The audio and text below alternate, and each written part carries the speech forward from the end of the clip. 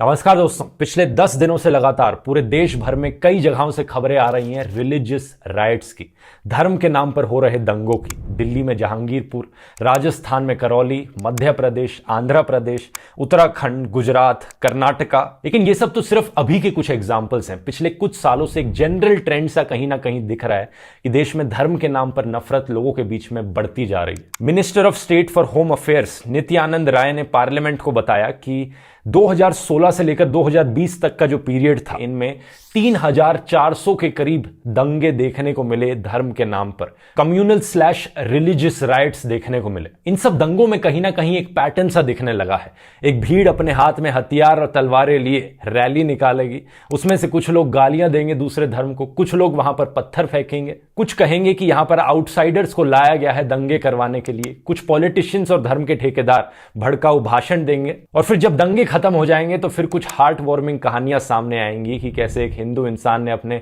मुस्लिम neighbour को बचाया या एक मुस्लिम इंसान ने अपने हिंदू नेबर को बचाया। सवाल यहां पर यह उठता है कि यह सब क्यों होने लग रहा है। मैं किसी एक स्पेसिफिक दंगे की बात नहीं कर रहा, मैं यहां पर जनरल ट्रेंड की बात कर रहा हूं। कौन रिस्पॉन्सिबल है इसके पीछे और क्या इसका सोल्यूशन हो सकता है? इन सवालों के जवाब दोस्तों आज मैं इस वीडियो में नहीं दूंगा, क्योंकि इन सवालों के जवाब आज से 100 साल पहले दिए जा चुके हैं, और किसी के द्वारा नहीं बल्कि हमारे फ्रीडम फाइटर शहीद भगत सिंह के द्वारा। जून 1928 में भगत सिंह ने कीर्ति मैगजीन में एक आर्टिकल लिखा था, धर्म वर फसाद ते उन्हा दा इलाज, यानी रिलीजियस राइट्स और उनका सोल्यूशन।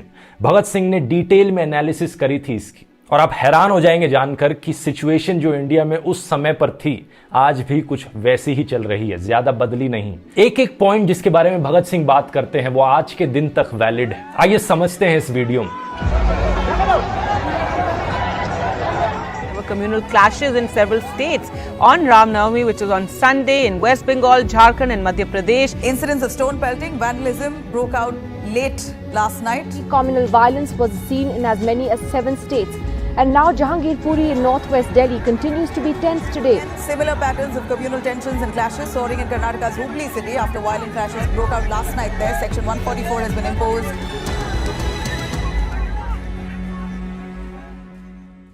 भगत सिंह अपने आर्टिकल की शुरुआत करते हैं ये कहते हुए कि इंडिया की हालत बद से बदतर होती जा रही है। लोगों ने अपने पड़ोसियों को ही दुश्मन बना लिया है उनका धर्म देखकर। वो अपने आर्टिकल में 4 डायरेक्ट रीजंस बताते हैं कि ऐसा क्यों होने लग रहा है। पहला, कुछ लोगों का कम्युनल माइंडसेट। वो उदाहरण देते हैं लाहौर में हुए दंगों का, जहां पर हर धर्म के दंगे करने वालों ने हर धर्म के बेगुनाह लोगों को मारा था। जो मरने वाले लोग थे वो हर धर्म से थे लेकिन बेगुनाह थे, और जो दंगे करने वाले थे वो भी हर धर्म से थे। ये कहते हैं कि ये दंगे करने वाले लोग अपनी तरफ से जस्टिफिकेशन देते हैं कि ये राइट्स क्यों करने लग रहे हैं, क्योंकि इनके धर्म के लोगों को मारा गया था दूसरे धर्म के लोगों के द्वारा। ये तो सिर्फ अपने आप को बचाना चाह रहे हैं। भगत सिंह पॉइंट आउट करते हैं कि इस बात में कोई लॉजिक नहीं। दंगों में जो लोग मरते हैं वो कोई क्रिमिनल्स नहीं होते, ना ही कोई भीड़ किसी एक इंसान को मारती है दंगों में क्योंकि उसने कुछ गलत काम किया था। दंगों में लोगों को मारा जाता है सिर्फ उनका धर्म देखकर। एक हिंदू या मुस्लिम किसी दूसरे इंसान को मारता है सिर्फ ये देखकर कि वो मुस्लिम है या हिंदू है, उससे और किसी चीज से मतलब नहीं होता। भगत सिंह कहते हैं कि इन कम्युनल राइट्स ने पूरे देश की इमेज खराब करके रख दी है दुनिया के सामने, और देश बर्बादी की कगार पर खड़ा है। दूसरा कारण वो बताते हैं लोगों की हर्ड मेंटालिटी। कुछ लोग यहां पर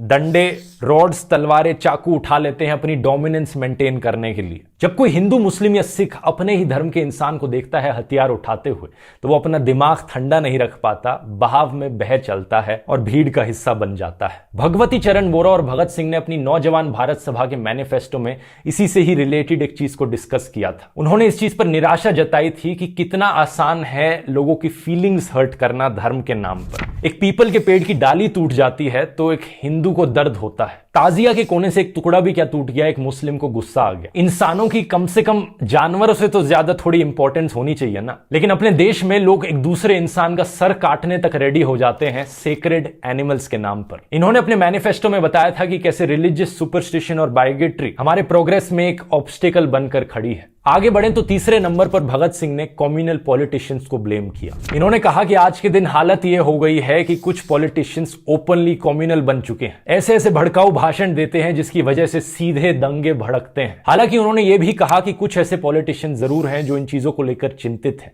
लेकिन वो अपनी आवाज नहीं उठा पा रहे हैं क्योंकि सांप्रदायिकता की सोच इतनी भारी पड़ती जा रही है देश पर। एक स्ट्रॉन्ग इन्फ्लक्स हो रहा है कम्युनैलिटी का, तो शर्म के मारे उन्हें भी अपने सर झुकाकर रखने पड़ रहे हैं और चुप रहना पड़ रहा है। चौथे नंबर पर भगत सिंह ब्लेम करते हैं मीडिया को। कहते हैं जर्नलिज्म एक टाइम पर रिस्पेक्टेबल प्रोफेशन माना जाता था, लेकिन आज ये कीचड़ के समान बन चुका है। अखबारों में फ्रंट पेज पर बड़ी बड़ी बोल्ड हेडलाइंस लिखी आती हैं जो लोगों के अंदर धर्म के नाम पर एक दूसरे के लिए नफरत फैलाती हैं। ऐसा कई बार हुआ था कि अखबारों में कुछ लिखा गया था जिसकी वजह से दंगे भड़के थे। आज के दिन यही काम टीवी मीडिया के द्वारा होता है। भगत सिंह अपने आर्टिकल में यह भी बताते हैं कि अखबारों की असली ड्यूटी क्या है, लोगों को एजुकेट करना, लोगों के अंदर की नफरत को खत्म करना और धर्म के नाम पर लोगों के बीच में भाईचारा बढ़ाना। कम्युनल हार्मनी और म्यूचुअल ट्रस्ट की फीलिंग्स जगाई जाए लोगों में ताकि एक कॉमन नेशनलिज्म को प्रमोट किया जा सके। लेकिन अभी के अखबार इसका बिल्कुल उल्टा करने लग रहे हैं, जिसको लेकर भगत सिंह लिखते हैं कि उन्हें खून के आंसू आते हैं इस सब को होते देखकर। वो नॉन कोऑपरेशन मूवमेंट वाले दिनों को याद करते हैं जब आजादी का सपना बहुत करीब था देश के। देश की आजादी आंखों के सामने दिखने लग रही थी, लेकिन आज के दिन आजादी अब एक दूर की ख्वाहिश बनकर रह गई है। दंगों की वजह से जो सिस्टम है, जो ब्यूरोक्रेसी है, उसने अपनी जड़ों को और मजबूत बना लिया है। यहां पर ये अंग्रेजों को रेफर कर रहे थे, ब्रिटिश राज को। भगत सिंह आगे लिखते हैं कि ये जो कारण बताए ये तो डायरेक्ट रीजन थे कम्युनल राइट्स होने के पीछे, लेकिन इन सबसे भी बड़ा एक बुनियादी कारण है कि कम्युनल राइट्स क्यों होने लग रहे हैं देश। और ये कारण बताते हैं इकोनॉमिक फैक्टर्स। यहां पर ये कार्ल मार्क्स को साइट करते हैं जो कहते हैं कि इकोनॉमिक फैक्टर्स एक्चुअली में सब चीजों के पीछे हैं जो भी दुनिया में होती हैं। इतिहास में अक्सर देखा गया है कि जब लोग भूखे होते हैं, जॉबलेस होते हैं और फ्रस्ट्रेटेड होते हैं, इस फ्रस्ट्रेशन को या तो चैनलाइज किया जा सकता है जिससे आगे जाकर एक रेवोल्यूशन हो, जैसा फ्रेंच रेवोल्यूशन के टाइम पर हुआ था। इसकी मैंने डिटेल में बात करी थी फ्रेंच रेवोल्यूशन वाले वीडियो में, जब भूखमरी के कारण हजारों औरतें सड़कों पर आ गई थी अपने राजा महाराजाओं के अगेंस्ट प्रोटेस्ट करने के लिए। लेकिन अगर इसे चैनलाइज नहीं किया जाएगा इस फ्रस्ट्रेशन को, तो देश में दंगे हो सकते हैं, लोग खुद में ही लड़ने लग जाएंगे, कम्युनल डिसहार्मनी बढ़ेगी और इससे डिक्टेटर्स का राइज होगा। सही सुना आपने, जर्मनी में जब हिटलर का राइज हुआ था उससे पहले एक इकोनॉमिक डिप्रेशन देखने को मिली थी। भारी मात्रा में bank failures, unemployment, economic instability, जिसकी वजह से लोग फ्रस्ट्रेशन में आकर एक ऐसे इंसान पर भरोसा कर बैठे जो देश को और भी तबाही की ओर ले गया और जिससे बाद में जाकर वर्ल्ड वॉर भी छिड़ गई। ये चीज मैंने आपको अपनी तरफ से बताई है। जब भगत सिंह ने आर्टिकल लिखा था तब तक हिटलर का राइज उस सेंस में देखने को नहीं मिला था अभी तक। लेकिन भगत सिंह लिखते हैं कि इंडिया में सिचुएशन जो है इकोनॉमिक, वो बहुत बिगड़ चुकी है और ये एक्चुअली में बुनियादी रीजन है जिसकी वजह से दंगे बढ़ रहे हैं धर्म के नाम पर। और क्योंकि कम्युनल राइट्स के पीछे जो रीजन है वो इकोनॉमिक है, तो इसका सॉल्यूशन भी इकोनॉमिक ही होगा। यानी सिंपली कहा जाए तो भगत सिंह कहते हैं लोगों की इकोनॉमिक कंडीशन सुधारने की जरूरत है, लेकिन वे ये भी कहते हैं कि आज के सर्कमस्टांसेस में ये करना बहुत मुश्किल है। क्यों? क्योंकि सरकार को कोई इंटरेस्ट नहीं है इकोनॉमिक कंडीशंस को सुधारने में। याद रखिए, ये अपने समय की सरकार की बात कर रहे थे, ब्रिटिश इंडिया गवर्नमेंट की। और एग्जैक्टली इसी रीजन से लोगों को एकजुट होकर सरकार के खिलाफ प्रोटेस्ट करने की जरूरत है ताकि सरकार यहां पर एक्शन ले या फिर सरकार बदली जाए और इस फॉरेन सरकार को बाहर निकाल कर फेंका जा सके। लेकिन फिर यहां पर एक बड़ा सवाल खड़ा होता है, लोग जब अपने आप से ही लड़ने में इतने बिजी हैं तो कहां से सरकार के खिलाफ लड़ेंगे? उन्हें एक दूसरे से लड़ने से कैसे रोका जा सके? भगत सिंह कहते हैं कि सॉल्यूशन है क्लास कॉन्शियसनेस। लोगों को जागरूक किया जाए। यहां पर जो गरीब लेबरर्स हैं और जो किसान हैं, उन्हें एहसास दिलाना पड़ेगा कि वो इन भड़काऊ नेताओं के और भड़काऊ धर्म के ठेकेदारों के भाषणों से प्रभावित ना हो और बेवकूफ ना बने। चाहे उनकी रेस कुछ हो, उनका कलर कुछ हो, उनका रिलीजन कुछ हो, चाहे वो किसी भी देश के क्यों ना हो। The poor of the world regardless of race, colour, religion और nation have the same right। उन्हें साथ इकट्ठे होकर सरकार से पावर छीननी पड़ेगी और अपने हक के लिए लड़ना पड़ेगा। और इन गरीब लोगों के पास खोने के लिए वैसे भी कुछ है नहीं और पाने के लिए सिर्फ अपनी आजादी है। यहां पर एक सवाल शायद आपके मन में उठे कि भगत सिंह अपने आर्टिकल में इतना गरीब लोगों पर फोकस क्यों कर रहे थे? हर किसी की बात क्यों नहीं कर रहे, सिर्फ पुअर वर्कर्स और फार्मर्स के बारे में क्यों बात करने लग रहे हैं? इसके पीछे रीजन बड़ा सिंपल है दोस्तों, जो कि आज के दिन भी आपको देखने को मिलेगा।